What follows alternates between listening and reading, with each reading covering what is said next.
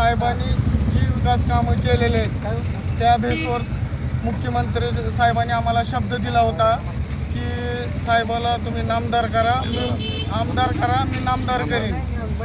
ही शब्द साहेबांनी पाळावं एवढीच आमची मुख्यमंत्री आपले उपमुख्यमंत्री एकनाथ शिंदे साहेबापाशी आमची मागणी आहे की तानाजी सावंत यांना पुन्हा एकदा आरोग्य खातं देऊन भूम परांडा वाशी व महाराष्ट्राच्या जनतेला एकदा खंबीरपणाने विकासाची साथ द्यावं आणि तानाजी सावंतसारखा काम करणाऱ्या माणसाला मंत्री बनवून एकदा भूम परांडा वाशीला पुन्हा एकदा संधी द्यावी ही आमची विनंती आहे.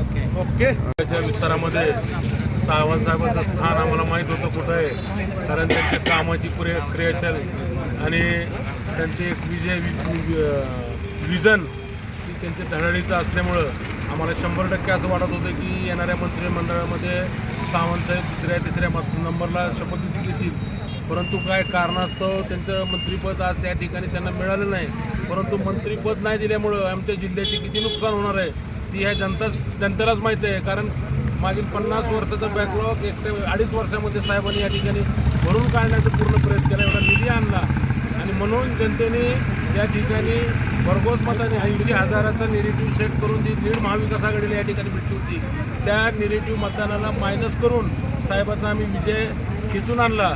आणि मुख्यमंत्री तत्कालीन मुख्यमंत्री एकनाथजी शिंदे साहेबांनी या ठिकाणी सभेत शब्द दिला तानाजीरावांना तुम्ही आमदार करा, म्हणून आमदार करायची जबाबदारी माझी आणि आम्हाला त्या शब्दाची आठवण त्यांना करून द्यायची आहे की साहेबाला नामदार करा आणि आमच्या या मतदारसंघाला न्याय द्या. देश विदेशातील प्रत्येक घडामोडींचे लाईव्ह अपडेट मिळवण्यासाठी आता साम टीव्हीच्या सर्व सोशल मीडिया प्लॅटफॉर्मला लाईक, फॉलो आणि सबस्क्राईब करा. तसंच सर्व नोटिफिकेशनसाठी बेल आयकॉन प्रेस करायला विसरू नका.